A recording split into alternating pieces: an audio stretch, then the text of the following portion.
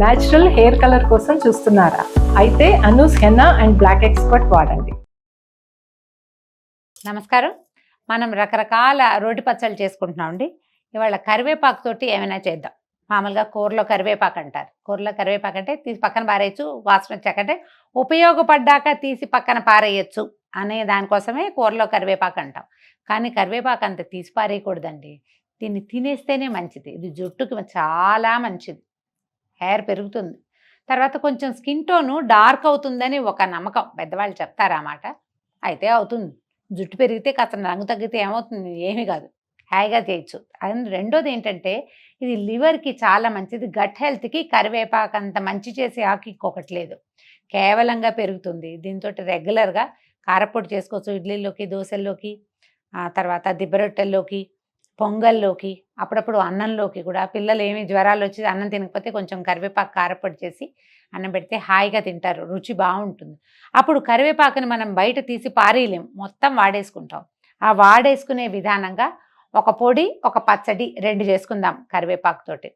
రెండు ఇంచుమించుగా ఒకటే లాంటివి, కొంచెం ఇంగ్రీడియంట్స్లో చిన్న చిన్న తేడాలంతే. ముందు కరివేపాకు పొడి చూద్దాము. ఈ పొళ్ళు మనం మిక్సీలో వేసి సన్న మెత్త పొడి చేసుకుంటాం కదా, కానీ మనం రోట్లో కనుక దంచితే ఆ బరక వస్తుందండి, భలే రుచిగా ఉంటుంది. మధ్య మధ్యలో గింజ తగులుతూ ఉంటే ఎక్కువ రుచిగా ఉంటుంది. వెల్లుల్లిపాయలు నేను వేయట్లేదండి, కావాలంటే మీరు వేసుకోండి. కరివేపాకు తాలూకు సహజమైన సువాసనని వెల్లుల్లిపాయ లాగేస్తుంది, నేను అందుకని ఇందులో వాడను. కావాలంటే చేసుకోవచ్చు, మన ఇష్టం. చూద్దామా? ఓకే, స్టవ్ వెలిగిద్దాము. ఏదైనా ఒక మూకుడు పెట్టుకోండి. ఒక స్పూన్ నూనె వేద్దామండి, అంతకంటే ఎక్కువ అక్కర్లేదు. మీరు ఈ పొళ్ళు పచ్చళ్ళు చేసేటప్పుడు ప్రిఫరబుల్లీ నువ్వుల నూనె కనుక వాడారంటే ఎక్కువ రుచిగా ఉంటాయి. పల్లె నూనె, సన్ఫ్లవర్ ఆయిల్ మన అలవాటు పట్టి ఏదో రోజువారీ నూనె వాడుకుంటాం అనుకోండి. వీటి కోసమే నేను ఇలా మెయింటైన్ చేసుకుంటానండి. మామూలుగా పల్లి నూనె వాడుతూ నువ్వుల నూనె పక్కన పెట్టుకుంటా. ఈ పచ్చళ్ళు, పొళ్ళు, ఊరగాయలు వాటికి మాత్రం నువ్వుల నూనె వాడుకుంటాం, టేస్ట్ బాగుంటుంది. ఒక పావు స్పూనే మెంతులు వేసుకుంటున్నాము, లేకపోతే చేదు వస్తుందని ఫీల్ అవుతారు. ఇందులో సగం వేసుకున్నా కూడా చాలు. నా అలవాటు పెద్ద కొద్దీ నేను వేసినా కానీ చాలామంది పట్టిస్తారు, ఇందులో మెంతులు బాగా కనపడుతున్నాయని. ఇంకొంచెం తగ్గించుకోవచ్చు. ఈ మన కారపళ్ళకి బేస్ ఎప్పుడు ధనియాలే, ఇవి ఎక్కువ కావాలి. మెంతులు వేగిపోయాక ఓ 3 పెద్ద స్పూన్ల ధనియాలు వేద్దాం ఇందులో. ధనియాలతో పాటుగా ఒక స్పూను మినపప్పు, ఒక స్పూను జీలకర్ర, ఓ 10-12 ఎండుమిర్చి కూడా వేసేయండి. ఎండుమిర్చి కొంచెం ముదురు వేపు వస్తే బాగుంటుంది, అందుకని కాస్త ముందే వేసేస్తే వేగిపోతుంది, కొంచెం రంగు మారుతుంది కూడా. ఎరుపే కాకుండా కొంచెం నలుపు దాళ్ళకి వస్తే బాగుంటుంది అంటారు. దీన్ని కొద్దిగా నిదానంగా వేగనివ్వండి. కరివేపాకుని శుభ్రంగా దూసేసి ఒక మాట కడిగి ఏదైనా బట్ట మీద పోసి ఆరబెట్టేస్తే, ఆరిన కరివేపాకు అయితే మనకి నిలవ ఉంటుంది. అదొకటి చేసి పెట్టుకోవాలి. దీంతో పాటు రెండోది ఏం చేయాలంటే చింతపండు, కొద్దిగా ఇంత చింతపండు, ఒక ఉసిరికాయ ఇంత చింతపండు సరిపోతుంది.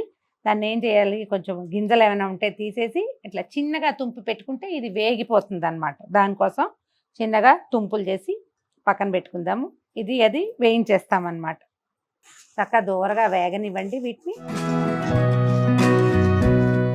ఒక చిటికెడు ఇంగువ కూడా వేసుకోండి. మీరు వెల్లుల్లిపాయలు వేసుకోదలిస్తే ఇది మిరపకాయలు వేగగానే వెల్లుల్లిపాయలు వేసేసుకోవచ్చు.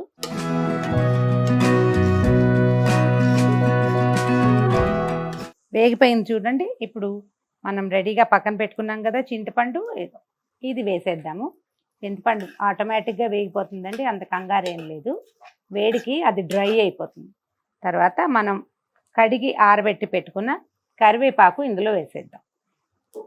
కొంచెం వేగనిస్తేనే ఇది బాగుంటుంది. దీనికి ఏంటి కొలత ఉందా అలా అడుగుతాం కదా, కొంచెం సిమ్లో పెట్టి ఈ కరివేపాకు చిటపట అంటుంది కదా, చిటపటలాడినిచ్చి వేగనివ్వండి.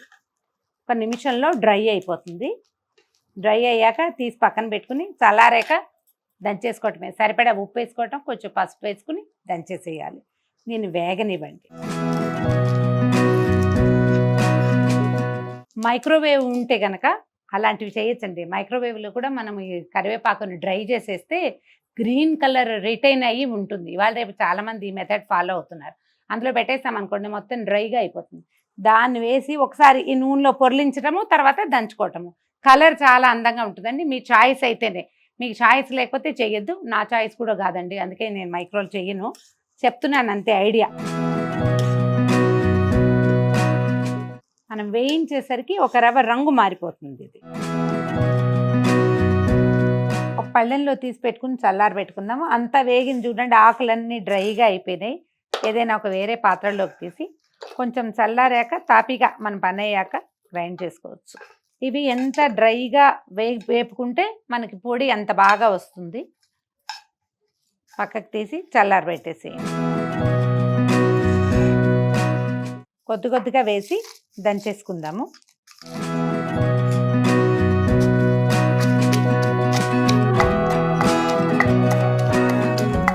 మీరు చిన్న లోడ్లుగా వేస్తే కొంచెం ఉప్పు వేసుకుని దంచుకుంటే ఈజీగా నలుగుతుంది. మొదట ఒకసారి దంచాక అప్పుడు ఉప్పు చల్లుకోవాలి. రాళ్ళ ఉప్పు వేసే పద్ధతి ఉంటే దీని మీదే వేసేసుకోవచ్చు. రాళ్ళ ఉప్పు కూడా డ్రై అయిపోయి ఇంకా బాగుంటుంది. కట్ చేయండమ్మా.